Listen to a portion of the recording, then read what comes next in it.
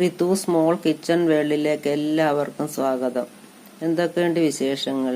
എല്ലാവർക്കും സുഖമാണോ? ഞാൻ ഇന്നൊരു കപ്പലണ്ടി മസാല ഈസി ആയിട്ട് വീട്ടിൽ തയ്യാറാക്കുന്ന റെസിപ്പി ആയിട്ടാണ് എത്തിയിരിക്കുന്നത്. ഇനി നമുക്കതൊന്ന് കണ്ടു നോക്കിയാലോ. അതിനായിട്ട് നമ്മൾ 250 ml ഗ്ലാസ്സിന് ഒരു ഗ്ലാസ് കപ്പലണ്ടി അല്ലെങ്കിൽ നിലക്കടലയാണ് എടുത്തിരിക്കുന്നത്. ഒരു പാത്രത്തിലേക്ക് ഇട്ട് കൊടുക്കാം. ഇനി നമുക്കിതിലേക്ക് മസാലകൾ ചേർത്ത് കൊടുക്കാം. അതിനായിട്ട് 1 ടീസ്പൂൺ മുളക് പൊടി കൂടുതൽ വേണമെന്നവർ എരിവനുസരിച്ച് ചേർത്തോണം. ഞാനിവിടെ 1 ടീസ്പൂൺ മുളക് പൊടിയാണ് ചേർത്തത്.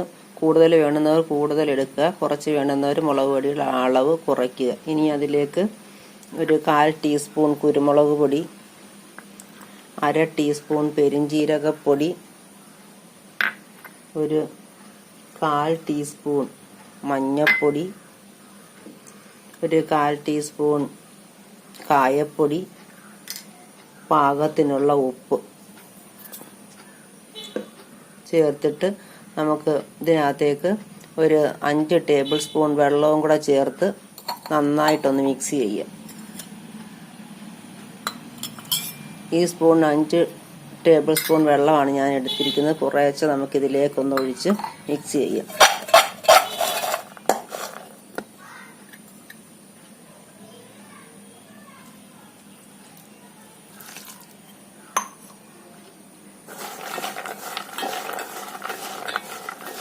വെള്ളം കൂടി പോവുകയും ചെയ്യരുത്, കുറഞ്ഞു പോവുകയും ചെയ്യരുത്. ആ രീതിക്ക് വേണം നമ്മളിത് കുഴച്ച് കൊടുക്കാൻ.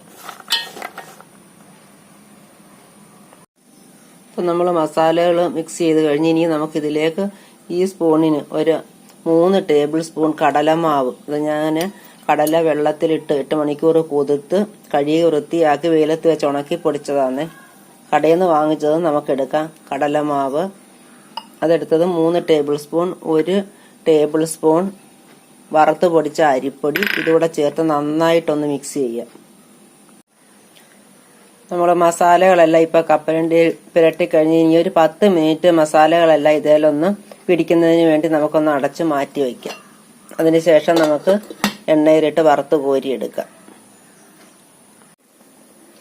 നമ്മുടെ കപ്പലണ്ടിയിൽ മസാലയെല്ലാം നന്നായിട്ട് പിടിച്ച് നമുക്കിനി ഒന്ന് വറുത്ത് കോരിയെടുക്കാം. അതിനായിട്ട് ഞാൻ എൻ്റെ പാത്രം അടുപ്പത്ത് വെച്ച് എണ്ണ ഒഴിച്ചിട്ടുണ്ട്. എണ്ണ തിളയ്ക്കാൻ തുടങ്ങി. നമുക്കിനി കപ്പലണ്ടി കുറേശ്ശെ അതിലേക്കൊന്ന് നിരത്തി കൊടുക്കാം.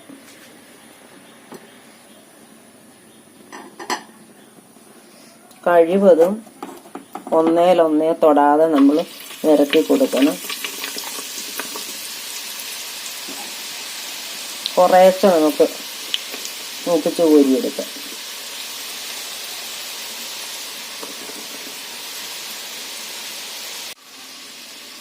നമ്മുടെ കപ്പലണ്ടി എണ്ണയിൽ മൂത്തുകൊണ്ടിരിക്കുകയാണ്.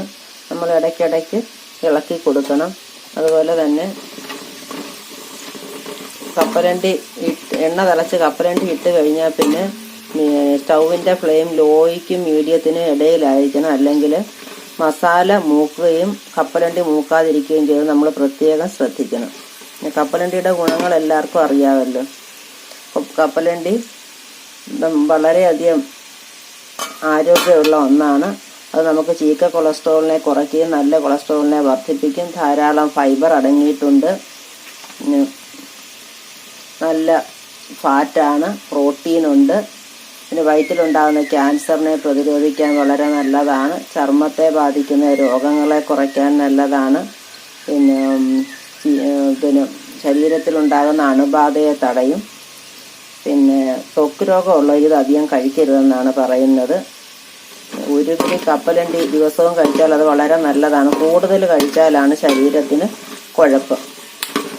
അതുകൊണ്ട് ഒരു പിടി കപ്പലണ്ടി ഒരു കട്ടൻ ചായയോ അല്ലെങ്കിൽ കട്ടൻ കാപ്പിയോ ഒക്കെ കൂട്ടി 4 മണി കഴിക്കാൻ വളരെ രസമുള്ള ഒന്നാണ്. നമുക്കിനി ഇതൊന്ന് മൂപ്പിച്ച് കോരിയെടുക്കാം. കപ്പലണ്ടി മൂത്ത് കോരുന്നതിന് തൊട്ട് മുമ്പ് നമ്മൾ അതിലേക്ക് അല്പം വെളുത്തുള്ളി ചതച്ചതും കുറച്ച് കറിവേപ്പിലയും കൂടെ ചേർത്ത് കൊടുക്കണം. നല്ല ഒരു ടേസ്റ്റ് കിട്ടുന്നതിന് വേണ്ടി. നമുക്ക് ഉടനെ തന്നെ അത് കോരിയെടുക്കുകയും ചെയ്യാം.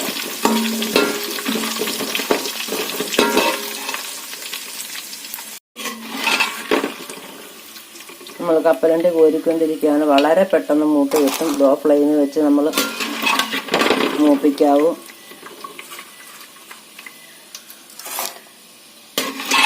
എത്ര ഈസി ആയിട്ടാണ് നമ്മൾ കപ്പലണ്ടി മസാല വീട്ടിൽ തയ്യാറാക്കുന്നത്.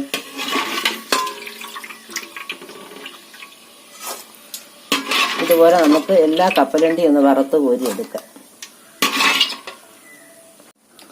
നമ്മുടെ മസാല കപ്പലണ്ടി ഇവിടെ റെഡിയായി വന്നിട്ടുണ്ട്. എത്ര ഈസി ആയിട്ടാണ് നല്ല ടേസ്റ്റും ക്രിസ്പിയും ചെറിയ എരിവും ഒക്കെയുള്ള മസാല കപ്പലണ്ടി നമ്മൾ വീട്ടിൽ തയ്യാറാക്കിയത്. എല്ലാവരും ഈ രീതി ഒന്ന് ട്രൈ ചെയ്യുകയും ഇഷ്ടപ്പെട്ടാൽ ലൈക്ക് ചെയ്യുകയും ഷെയർ ചെയ്യുകയും കമന്റ് രേഖപ്പെടുത്തുകയും ചെയ്യണേ. സബ്സ്ക്രൈബ് ചെയ്തിട്ടില്ലാത്തവർ ഒന്ന് സബ്സ്ക്രൈബ് ചെയ്യുകയും സബ്സ്ക്രൈബിന്റെ തൊട്ടടുത്ത് കാണുന്ന ബെൽ ബട്ടൺ അമർത്തി ഓൾ എന്ന ഓപ്ഷൻ കൂടെ പ്രസ് ചെയ്ത് എന്നെ ഒന്ന് സപ്പോർട്ട് ചെയ്യണേ. ഇതുപോലെ മറ്റൊരു വീഡിയോ ആയിട്ട് ഉടൻ തന്നെ കാണാം. Thank you.